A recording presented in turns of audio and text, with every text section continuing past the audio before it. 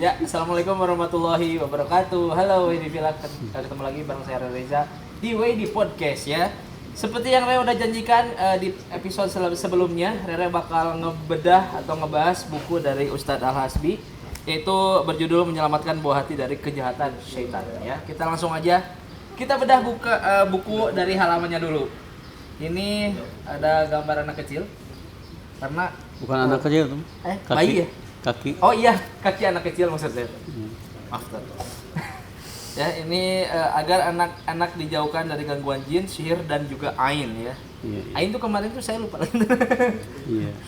Udah dibahas. Udah dibahas ya pokoknya di episode sebelumnya ada Iya. Pembahasan gimana orang bisa ketempelan ya di pembahasan itu ya tadi ya? Iya. Ada ya? Iya, ada. Oke, kita langsung aja ngebahas dari buku Ruqyah ini ya. Ini ngebahas tentang apa aja sih Tad di dalam buku yang ada di sini? Iya, bismillahirrahmanirrahim. Yang dibahas dalam buku ini tentunya tentang yang terkait gangguan jin yang khusus kepada anak-anak ya. Kepada anak-anak. Jadi di sini dijelaskan tentang ciri-ciri gangguan jin kepada anak-anak ya, mulai dari anak itu lahir sampai dia dewasa atau bahkan sebelum anak ini dilahirkan sudah ada gangguannya ya, masih di dalam perut kandungan sebagai nih, janin sudah ada gangguannya ya.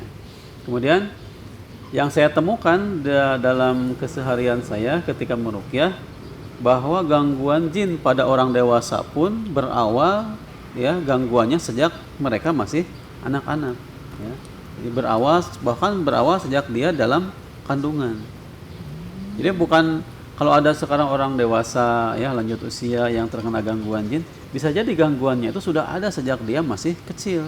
Makanya sejak dini kita harus menyelamatkan buah hati kita, anak-anak kita dari gangguan setan. Jangan sampai dia menderita ya, sampai dewasa menderita, sampai tua menderita karena gangguan itu ya. Jadi kalau sudah ketahuan sejak dini ada gangguan jinnya, bisa kita atasi dengan ruqyah syariah ya. Di perlindungan kepada Allah supaya dijauhkan dari gangguan setan, sehingga kedepannya sampai dia remaja, tumbuh dewasa dan sebagainya tidak ada lagi gangguan. Oh gitu. Berarti kalau misalkan kayak mungkin si gangguannya ngikutin dari kecil mungkinnya sampai gede ya? Iya, iya seperti itu. Terus di sini ada apa? Ada praktek-praktek kayak gitu atau kayak gimana? Di sini ada beberapa pengalaman yang saya sampaikan ya, pengalaman saya meruqyah dari A sampai Z ini disampaikan di buku ini selain ciri-ciri gangguan pada anak. Jadi, tapi selain ciri-cirinya dan gejalanya, di sini saya sampaikan juga tentang bagaimana pencegahan ya, itu yang penting itu kan ya, itu. Setelah mengetahui gejalanya dan sebagainya, bagaimana pencegahannya dan bagaimana pengobatannya. Ini semua dijelaskan di sini ya. Karena lebih baik mencegah daripada mengobati ya. Iya, insya Allah. Makanya di sini dikatakan menyelamatkan buah hati dari kejahatan setan kan. Setan itu bermaksud jahat kepada siapapun ya, kepada manusia, kepada anak Adam, terkhusus anak-anak kita ya. Makanya di sini agar anak-anak dijauhkan dari gangguan jin, sihir maupun ain ya. Ini karena anak-anak sangat rentan dari gangguan setan, sangat rentan dari pengaruh ain ya. Ain itu pandangan mata yang kemarin saya sampaikan ya. Pandangan mata hasud, dengki, atau pandangan mata karena kagum. Wah, ini anak ini lucu banget dan sebagainya, tanpa mengucap masya Allah, tanpa mengucap alhamdulillah gitu ya. Nah, itu bisa kena ain, tiba-tiba anak itu sakit, jatuh sakit, sakit parah bahkan, itu namanya ain. Iya. Itu yang iya ya, karena pembahasan kemarin sudah dibilang bahwa itu adalah ain. Terus di sini ada ada pengalaman Ustadz meruqyah dari tahun kapan, Tad? Oh, ini yang saya catat di sini mungkin yang kebanyakan yang baru-baru ya, dari tahun 2013, 14, 15 sampai 2019 dan 2020 sekarang gitu ya. 2020 udah ada di sini ya. Nah, iya, ini kita kan ini berada di akhir tahun ya. Iya. Beberapa hari lagi kita masuk 2021. Iya. Ya. Tapi ada juga yang sudah lama saya ruqyah kemudian saya cantumkan di sini. Ya, karena saya meruqyah sejak ya kalau tidak salah sejak 98 ya. Waduh, 1998 tahun ya. dong. Gitu. Saya baru 3 gitu. tahun. Iya, saya 95 tuh. Ya. Jadi saya 94, 95 udah baca-baca buku tentang ruqyah. Dulu tuh ada dialog dengan jin muslim. Hah? Nah, Gimana itu dialog dengan ya Ada. ada bukunya saya baca, itu 94 ya. 95 saya baca lagi buku yang lain ya tentang kesurupan dan sebagainya. Dari situlah saya mulai mempelajari, karena tuntutan di masyarakat ternyata banyak orang yang kesurupan waktu itu. pada zaman dulu tuh Heeh. tahun 95 5, 96 itu sudah mulai baca, tapi saya belum praktek gitu ya, karena ini masih mempelajari dan sebagainya. Nah, ketika banyak orang yang minta diobatin dengan ruqyah, waktu itu belum populer nama ruqyah tuh ya, masih sedikit lah kalangan yang memahami itu. Ya, Ya pertamanya saya bingung menghadapi anak yang suka rewel dan sebagainya ya. Menghadapi orang yang kesurupan, awalnya bingung, 2 kali bingung, 3 kali bingung, akhirnya saya ya baca-baca buku itu, ada gambaran, kemudian dipraktekkan, alhamdulillah Allah mengizinkan ada yang sembuh dan sebagainya, yang berkurang lah keluhannya gitu ya. Oh, oke oke. Terus di sini dituliskan ada nggak Tan, pengalaman ruqyah Ustadz yang paling misalkan ya susah lah, susah dikeluarkan gitu sih, goib di dalamnya tuh ada nggak di sini? Ya dalam meruqyah ini tidak semuanya mulus ya. Betul. Tidak semuanya mulus memang. Tapi kalau di buku ini yang lebih banyak saya cantumkan adalah tentunya yang sukses ya atas izin Allah, yang asalnya misalkan anak itu nggak bisa jalan terus jadi bisa jalan ya, kemudian atau yang asalnya sakit parah kemudian diruqyah, kemudian dia bisa sehat secara bertahap ya. Beraktivitas Ya, lagi iya. ya. Kemudian yang saya ruqyah tuh bukan hanya anaknya tapi ibunya, bapaknya, dan bahkan 90% gangguan jin pada anak itu ada di orang tuanya, ada di ibunya atau di bapaknya gitu ya. Ada di orang tua? Iya gitu, seperti itu. Nah, adapun yang tadi ditanya ada yang sulit enggak? Ya yang sulit banyak sebetulnya, yang sulit banyak ya. Di antaranya ketika di ruqyah itu si anak tidak kunjung sembuh, atau si jin di tubuh ibunya malah marah-marah. Jadi jinnya di tubuh ibunya, saya nggak mau keluar dari badan ibunya, saya sudah sangat sayang sama anak ini. Jadi kita perlu negosiasi juga gitu ya untuk mengeluarkannya. Saya udah sayang sama anak ini, saya nggak mau keluar, saya udah dari dulu nyaah, nah bahasa Sundanya gitu ya, nyaah sayang gitu. gitu. Itu modusnya aja, modusnya aja. Oh modusnya aja itu teh. Iya. Kirain saya sayang beneran ke anaknya. Ya bisa jadi sayang beneran, tapi kan cara menyayangi mereka kepada manusia itu beda. Kalau dia saya ngelus-ngelus aja, tapi si anaknya merasa kesakitan, si tangannya tuh dengan dielus-elus oleh mereka itu. Ya mungkin kukunya tajam mungkin. Iya bisa jadi seperti itu. Iya. Oke. Terus selain selain pengalaman ruqyah Ustadz nih, di sini ada ciri-ciri orang yang itu terkena gangguan atau apa? ya terkena gangguan? Ya ini kan tentang anak ya. Berarti di sini yang saya fokuskan, ciri gangguan kepada anak ya. Biasanya anak itu gejalanya, kalau anak yang diganggu setan itu seperti apa?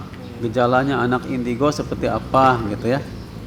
Contoh misalkan kalau anak yang diganggu itu biasanya anaknya itu kurus ya, kurus. Saya berarti tidak ya? Ya, kurus kering, padahal dia nggak kurang asupan makanan gizi ya, nutrisi ya, bisa jadi. Atau si anaknya itu sering rewel di waktu tertentu, misalkan jam 3 pagi, jam 2 subuh. Ya, jam 2 subuh, jam 12 rewel, bikin pusing orang tuanya, bikin emosi kedua ibu bapaknya sampai bisa berantem orang tuanya karena gara-gara rewelnya anak itu. Atau si anak itu tuh ririwit bahasa Sundanya mah ya. Sakit lagi, gitu. Pekan ini ke rumah sakit, besoknya udah ke rumah sakit lagi, pekan depannya udah sakit lagi, ririwit. Tapi kadang-kadang sakitnya memang betul secara medis ada, kadang-kadang nggak ada penyakitnya. Oh iya, banyak tuh. Iya. Ketika di ronsen tidak ada apa-apa tapi dia sakit. Iya. Ada beberapa yang kejang-kejang kan, kayak kejang gitu ya. Kejang-kejang 1 hari 3 kali kejangnya. Udah ke dokter dan sebagainya, panasnya nggak mau turun. Diruqyah, ya ibunya yang diruqyah, muntah-muntah. Kemudian saya tanya kabarnya ya, saya ruqyah pagi, kemudian saya tanya sorenya dan malamnya, ibu gimana itu anaknya? Udah sekarang udah nggak kejang lagi. Besoknya saya tanya lagi, udah nggak kejang lagi gitu ya. Itu kan istilahnya tidak logis gitu ya, tidak logis. Benar. Oke. Selain itu ada apa lagi nih tadi sini Tad? Ya, ini sesuai daftar isinya memang ya di sini ya disampaikan tentang gejala-gejala gangguan jin pada anak, kemudian cara pengobatannya, pencegahannya, kemudian di sini dibahas agak panjang lebar tentang masalah ain ya. Masalah ain karena anak ini sangat rentan dengan penyakit ain. Karena ain itu tidak disengaja ya tadi sebenarnya. Iya. Kita memuji orang dengan tidak menyebut alhamdulillah yang kayak gitu, cantik lucu gitu aja itu bisa jadi ain gitu kan ya. Ya, kemudian yang ini ada lagi yang saya masukkan di sini, saya selipkan tentang ruqyah mandiri. Supaya si orang tua itu bisa ngeruqyah dirinya sendiri dan meruqyah anaknya. Nah, itu yang paling penting. Itu yang paling penting tuh. Bagaimana supaya anak itu tidak diganggu oleh makhluk-makhluk jahat itu ya, bagaimana pencegahannya dan sebagainya. Bagaimana kalau sudah terjadi penyakitnya, cara meruqyahnya seperti apa. Jadi bapak ibunya bisa meruqyah anaknya juga diajarin sedikit demi sedikit, apabila dia sudah dewasanya juga dia akan bisa. Jadi supaya tidak bergantung kepada orang lain atau kepada peruqyah dalam hal ini ya. Gitu. Jadi di sini ada cara-caranya untuk meruqyah mandiri ada ya? Ada di sini. Ini pas banget yang dibuat ibu-ibu, bapak-bapak dan juga di rumah kalau misalkan ada sedikit-sedikit gangguan ini boleh langsung cari buku ini ya ke Ustaz? Boleh ya. Boleh di saya, boleh di penerbit langsung atau kalau di Bandung ya mungkin saya juga akan titipkan lah di YD. Oh iya betul. Nih boleh ya. Ini buku dari Ustaz Lasbi. Ini praktisi ruqyah dan menyelamatkan buah hati dari kejahatan. Ini boleh dipesan langsung ke Ustadz bisa ya? Bisa. Di Instagramnya di mana Tad? Boleh disebutkan? Di Hasbi Al Ansori. Oke, langsung aja kalian follow di Hasbi Al Ansori dan juga di Facebooknya juga sama ya? Iya sama. Kalau misalnya pemesanan via WhatsApp juga bisa ya? Bisa. WhatsApp aja langsung nanti ada di posisi sini lah ya. Dan kalau misalkan kamu masih bingung, langsung aja datang ke Jalan Palasari nomor 22 ini. Ya, itu lebih mudah. Lebih mudah ke WD Muslim ya, ada ke WD Store di Jalan Palasari nomor 22.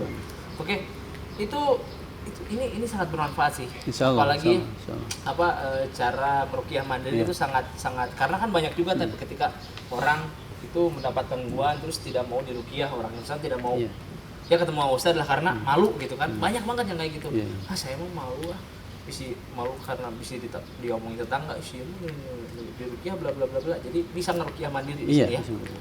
Insyaallah. Kalau misalnya mau ngobrol sama Ustaz bisa juga ya, dipanggil ke rumah gitu. Iya, bisa. Bisa. Mohon maaf nih. Bisa saya datang, bisa yang sambutan datang ke rumah saya. Di rumah Ustaz di mana mohon maaf? Di Soreang, insyaallah. Soreang. Lawan. Soreang ya. Di Soreang ya. Soreang udah ini pusat kota. Udah maju sekarang, sudah ada Saroja. Ingat ada tol Saroja, Soreang ke Surkoja. 11.000. Oke, bisa langsung aja. Ini di Bandung di toko buku ada beberapa lah ya, cari aja di toko buku pokoknya. Kalau tidak ada ya ke YD aja lebih mudah ya. Kalau tidak ada ke YD aja. Ini harganya berapa sih, Tad? Ini harganya 45. Oke. Harganya kalau ke DM karena jadi 90.000. Lumayan 50.000. Oke. Ini harganya 40.000 dan manfaatnya insya Allah banyak banget. Insya Allah. Ada ciri-ciri ciri-ciri gangguan di buah hati lah ya. Terus juga di orang tuanya. Terus ada tata cara untuk meruqyah mandiri. Ada lagi nggak selain itu? Tentang ain. Oh, tentang ain itu tuh. Itu yang wajib ibu-ibu apalagi ya. Ibu-ibu yang harus pelajarin tentang ain karena banyak banget. Ketika bahwa orang memuji anak, apalagi memuji anak kecil gitu kan. Menyebut alhamdulillah gitu, kalau menyebut masya Allah, cuman ya lucu banget kayak gitu aja sih. Ya, mungkin langsung aja temukan buku ini ada di Jalan Palasari nomor 22, ada di WD Store. Itu mungkin ya cara-caranya ada di sini. Pokoknya langsung aja kalian beli. Tapi rangkumannya ada juga di sini. Benar. Ada. Tapi kalau misalkan WD Villa misalkan saya mah belum punya uang misalkan ya. Tonton aja video sebelumnya ada tentang ain ya ada. Ada. Pokoknya tonton aja video sebelumnya. Ada tentang ain juga dan juga ada tentang tata cara ruqyah mandiri juga ada ya. Tapi lebih lengkap lagi ada di sini tentunya. Kalau gitu, ini penerbitnya dari mana sih, Tad? Ini dari Sukoharjo, Solo ya. Oh, dari Tibia Solo. ya, Tibia. Berarti kalau YD Villa yang orang Solo mah udah ada di toko buku Udah di ada, udah daerah ada. Solo mah udah ada ya. Daerah Solo, daerah kota-kota yang lain, keluar provinsi juga sudah ada. Oh, sudah ada. Iya. Masya Allah. Iya.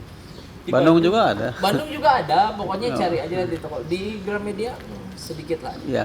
Ada. Insyaallah. Insya Allah. Mudah-mudahan. Insya Allah lagi proses soalnya. Karena saya tidak memantau khusus bagaimana penerbitnya kemana saja ya gitu. Itu mah urusan penerbit gitu. Iya, iya, iya. Yang penting mah bermanfaat kepada semua orang lah ya. Baik, kalau gitu sekali lagi buat YD Villa yang yang pengen dapetin buku ini atau pengen beli buku ini langsung aja follow Instagramnya Ustadz, terus pesan aja ke Ustadz bisa, atau enggak kalau kamu susah langsung aja ke Jalan Palasari nomor 22 ke YD Store, bisa ada di sana, tanyain aja kalau mau buku ini ya. Begitu, mungkin cukup segitu dari bahasan ini Ya, karena saya ya. mau baca lagi karena seru juga nih untuk masa depan. Insya Allah. Saya kan Insya Allah mudah-mudahan ya segera baru nikah. dikaruniai ya. Amin, Nah. amin. Saya jadi melihat anak kecil ya. Kalau gitu terima kasih untuk YD Villa dimanapun kalian berada ya. Jangan lupa follow dulu Instagram kita di @ydmuslim_official, dan jangan lupa juga follow Instagram Ustadz di @hasbi_al_ansyari juga. Dan jangan lupa juga klik tombol subscribe di bawah sini. Kalau gitu terima kasih sekali lagi buat Ya, Ustadz. Jangan lupa sama-sama ya, sama-sama. beli Barakallahu buku ini. fiikum. Jangan lupa beli buku ini karena banyak banget manfaatnya. Kalau gitu, Reza pamit dari YD Podcast. Assalamualaikum warahmatullahi wabarakatuh. Waalaikumsalam.